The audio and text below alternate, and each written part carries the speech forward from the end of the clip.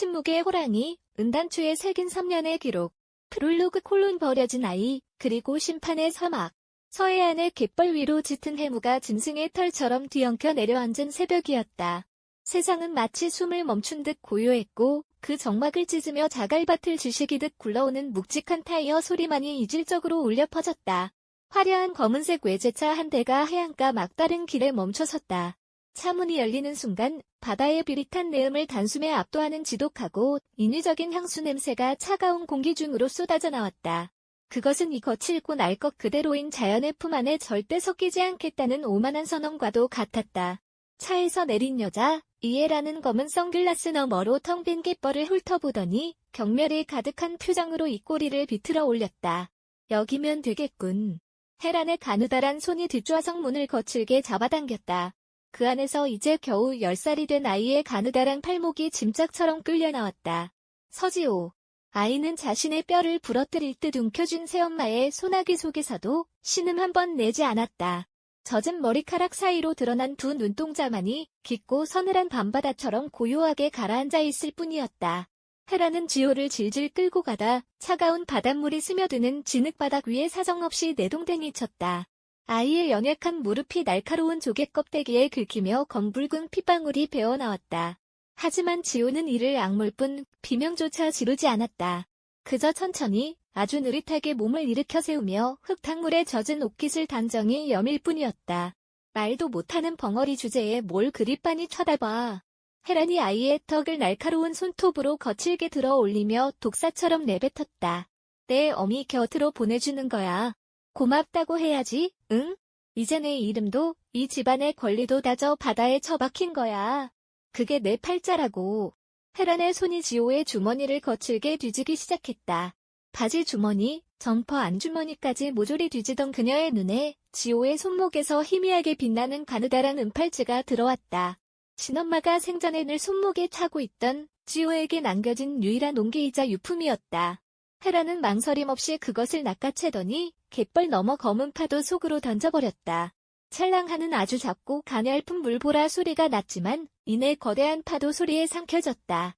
엄마의 온기가 담긴 마지막 물건이 심해로 가라앉는 순간 지호의 마음속에서는 무언가가 아주 단단하게 닫히고 또 다른 무언가가 서늘하게 눈을 뜨는 소리가 났다.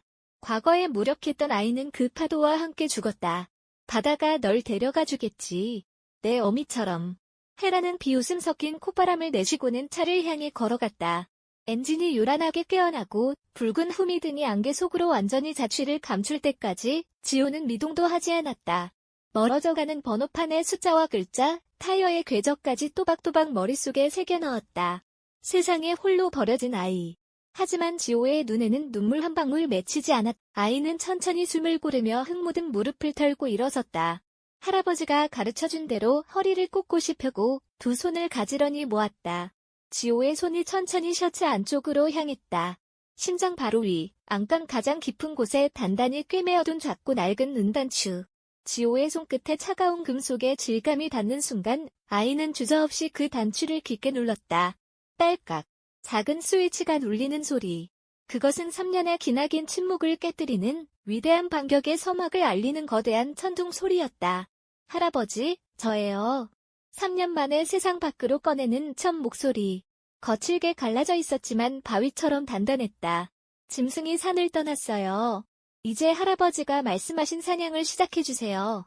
그렇게 서해의 잿빛 새벽, 세상 모든 것을 삼킬 듯한 안개 속에서 한 아이의 고요하고도 지독한 복수가 시작되었다. 제1장 콜론 온기가 식어버린 밤, 그리고 악마의 속삭임. 이야기는 3년 전 가을, 서울 도심의 거대한 대학병원 중환자실로 거슬러 올라간다. 7살 지호는 코끝을 찌르는 소두경 냄새가 가득한 병실에서 엄마의 손을 꼭 쥐고 있었다. 한때 지호의 볼을 다정하게 어루만져주던 따뜻한 손은 이제 링거줄에 묶인 채 하얗게 식어가고 있었다. 지호야, 마침표 마침표 마침표. 엄마가 힘겹게 헐떡이며 눈을 떴다. 우리 아들.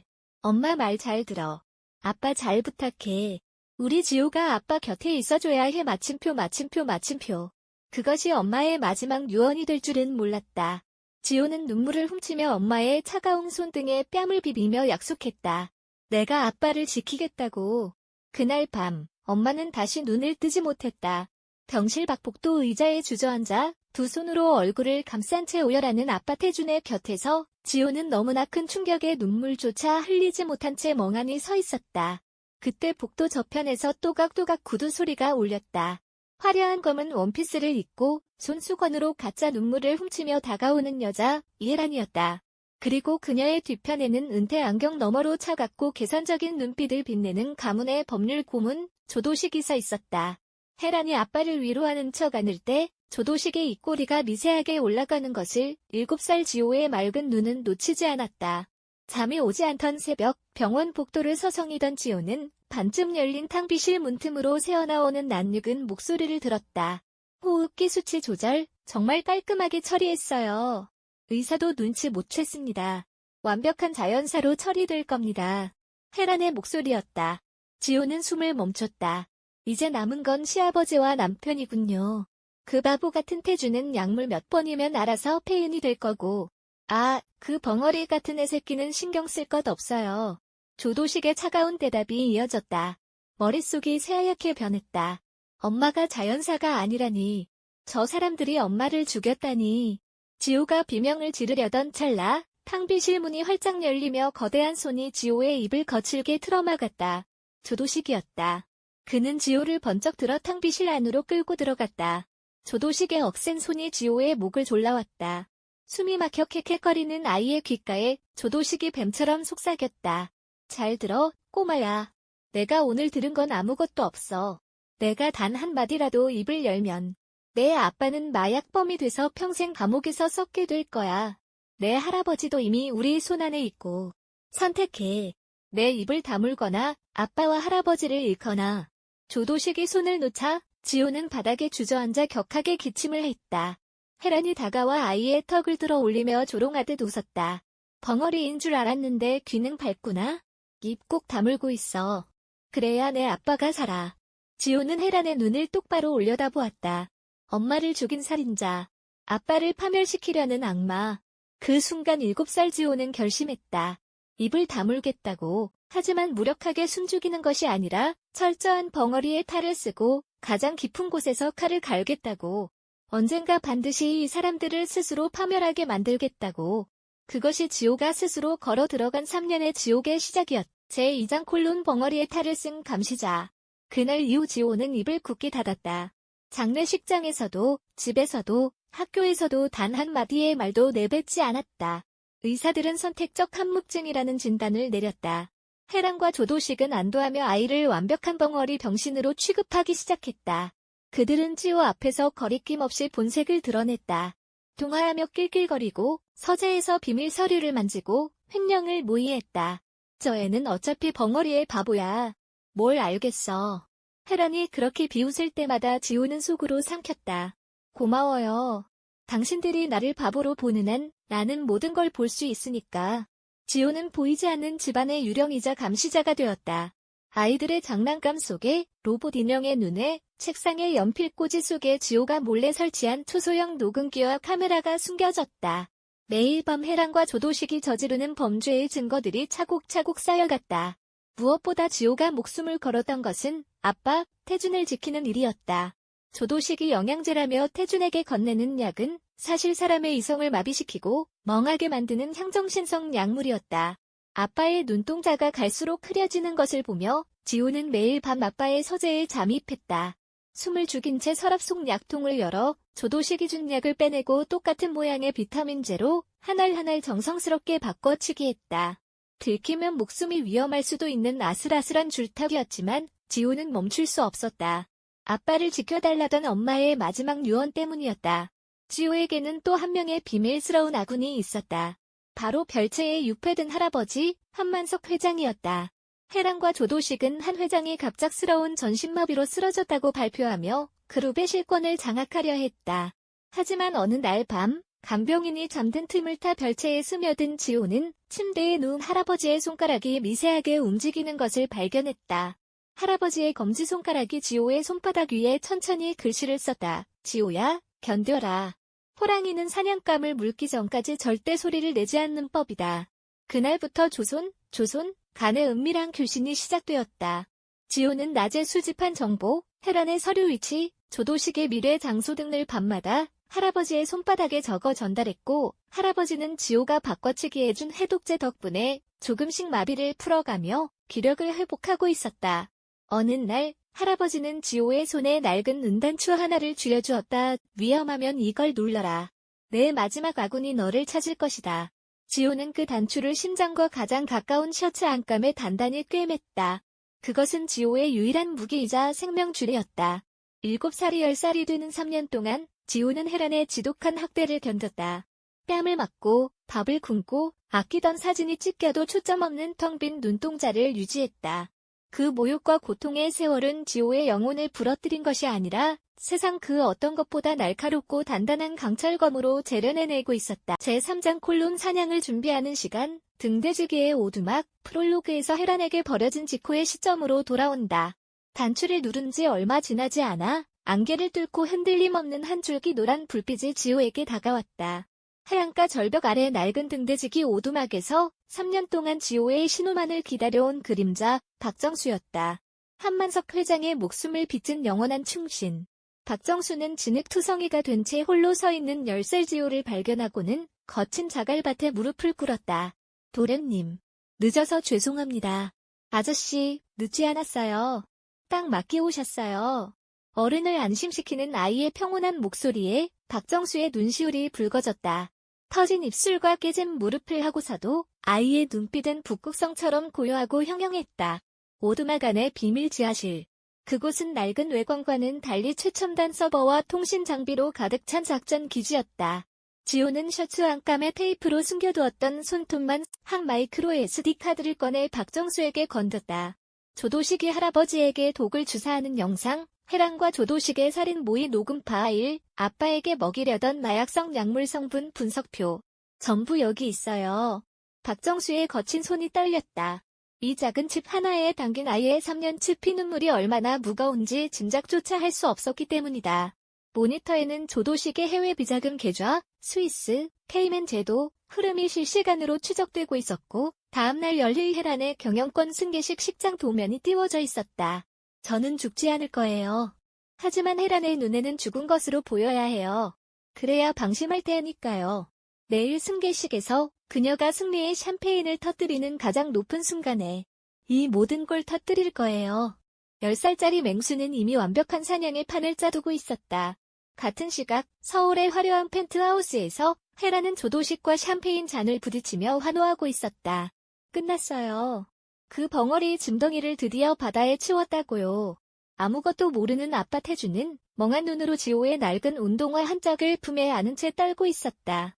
지호가 떠나기 전 아빠의 손바닥에 남긴 글자, 기다려.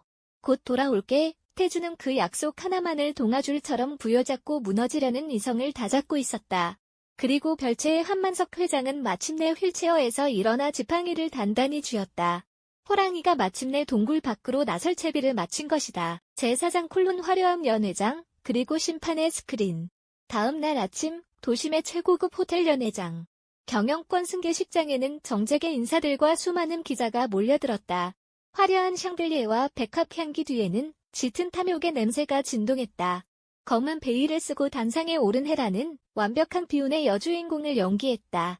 존경하는 내빈 여러분. 시아버님께서 쓰러지시고 남편마저 충격으로 몸져 누운 가운데 어제는 제 불쌍한 어린 아들 지호마저 바다에서 불의의 사고를 당했습니다. 혜란이 손수건으로 가짜 눈물을 찍어내자 하객들 사이에서 안타까운 탄식이 쏟아졌다. 플래시가 터지고 혜란은 속으로 환호성을 질렀다. 조도식이 멍한 눈에 태준을 단상으로 끌고 올라와 경영권 위임장의 서명을 강요했다. 모든 것이 혜란의 손아귀 위에 들어가는 완벽한 피날레였다. 하지만 태준의 펜끝이 종이에 닿기 직전 태준의 눈동자에 맑은 빛이 돌아왔다. 3년간 억눌려 있던 이성이 수면 위로 솟아올랐다. 지호가 돌아온다고 했어. 태준이 펜을 집어 던졌다. 혜란이 당황하여 태준의 뺨을 내려치고 경호원들을 부르는 순간이었다. 치직, 지지직 마침표. 연회장 한쪽 구석의 초대형 스크린에서 기괴한 파열음이 나더니 이내 화면이 밝아졌다. 어두운 화면 속 제복을 단정히 입고 맑은 눈으로 정면을 응시하는 한 아이의 모습이 나타났다. 서지호였다. 엄마. 바다가 저를 받아주지 않더라고요. 스피커를 찢을 듯 울려 퍼지는 서늘하고 맑은 아이의 목소리. 연회장은 찬물을 끼얹은 듯 얼어붙었고 헤라는 다리에 힘이 풀려 주저앉았다. 조도식의 얼굴은 사색이 되었다. 저는 벙어리가 아니었어요. 3년 동안 말을 할 수 있었지만 말을 하면 아빠와 할아버지가 죽는다고 해서 참았어요. 지호의 뒤로는 새벽 해무가 거치는 바다의 풍경이 펼쳐져 있었다. 헤란 씨는 제 진짜 엄마를 죽였어요. 폭탄 같은 선언과 함께 스크린에는 3년 전 탕비실에서 헤란과 조도식이 호흡기 수치 조작을 모의하는 음성 파일과 실루엣 영상이 고스란히 재생되었다. 하객들이 경악하여 들고 일어났고 기자들의 카메라는 미친 듯이 연사 소리를 내뿜었다. 조도식 변호사는 제 아빠를 바보로 만들기 위해 3년간 마약을 먹였어요. 저는 매일 밤 그 약을 비타민으로 바꿔치기 했죠. 할아버지에게도 서서히 죽어가는 독약을 주사했고요. 이번에는 조도식이 할아버지에게 주사를 놓으며 헤란과 킬킬대는 영상이 재생되었다. 조도식은 스크린에 전원을 뽑으라고 악을 썼지만 박정수가 장악한 시스템은 무자비하게 진실을 폭로하고 있었다. 이어서 조도식이 해외로 빼돌린 300억 원의 비자금 계좌 내역과 비밀 금고 비밀번호, 헤란의 차명 계좌 목록까지 화면 위로 폭포수처럼 쏟아져 내렸다. 거짓말이야. 조작된 딥페이크라고. 조도식이 발악하며 비상구로 도망치려 했지만 이미 연회장을 장악한 박정수의 요원들과 들이닥친 경찰 병력에 의해 바닥에 처박혔다. 수갑이 채워지는 찰칵 소리가 통쾌하게 연회장을 갈랐다. 제5장 콜론 깨어난 호랑이와 진짜 가족의 귀환. 그때 연회장 정문이 활짝 열리며 쏟아지는 아침 햇살을 등지고 한 아이가 당당히 걸어 들어왔다. 비록 옷은 찢겨있고 무릎엔 상처가 있었지만 허리를 꼿꼿이 편 지호의 발걸음은 그 어느 장군보다 위험 있었다. 단상 앞에 무너져 내린 헤란을 내려다보는 10살 아이의 눈빛에는 분노조차 없었다. 오직 쓰레기를 바라보는 듯한 서늘한 연민뿐이었다. 당신은 제 엄마가 될 자격이 단 1초도 없었어요. 경찰이 헤란의 양팔을 결박하고 끌고 가기 시작했다. 바닥에 질질 끌려가는 그녀의 화려했던 드레스는 오물처럼 얼룩졌다. 지호야. 태준이 달려와 아들을 부둥켜 안고 오열했다. 미안해. 아빠가 미안해. 마침표. 지호는 작은 손으로 아빠의 눈물을 닦아주었다. 아빠 잘못 아니에요. 다 끝났어요. 그 감동적인 재회의 순간 연회장 뒷문이 무거운 마찰음을 내며 열렸다. 침대에 식물인간처럼 누워있어야 할 한만석 회장이 지팡이를 짚고 두 발로 우뚝 서 있었다. 굶주린 호랑이처럼 형형하게 빛나는 눈빛이 장내를 압도했다. 하객들과 기자들이 경악하며 귀를 떴다. 내 손자가 3년 동안 약을 바꿔치기 해준 덕분이지. 내 놈들이 먹인 독을 그 어린 필덩이가 하나하나 다 빼줬어. 한 회장의 굵직한 저음이 천둥처럼 울려 퍼졌다. 그는 덜덜 떠는 조도식과 헤란을 향해 차갑게 선언했다. 사람 목숨을 갖고 장난친 대가 평생 감옥 창살을 세며 치르게 될 거다. 사건의 원흉들이 경찰차에 실려가고 사이렌 소리가 멀어지자 연회장에는 깊은 정적이 찾아왔다. 한 회장은 지팡이를 내려놓고 달려오는 손주 지호를 두 팔 벌려 꽉 껴안았다. 잘했다, 지호야. 내가 진짜 호랑이였어. 할아버지, 아빠, 그리고 아들. 3년의 지옥을 오직 서로를 향한 맹목적인 믿음과 침묵으로 견뎌낸 세 사람은 서로의 손을 굳게 맞잡았다. 에필로그 콜론 봄날의 보리차, 그리고 바다가 돌려준 것. 며칠 후 사건이 마무리되고 평화를 되찾은 세 사람은 지호가 버려졌던 서해안의 갯벌을 다시 찾았다. 잿빛 해무는 온데간되었고 파란 하늘 아래 눈부신 햇살이 부서지는 고요하고 아름다운 바다였다. 태준이 지호의 손을 잡고 조심스럽게 물었다. 여기 다시 오기 무섭지 않았니? 지호가 화사하게 웃으며 고개를 저었다. 아니요. 이제 안 무서워요.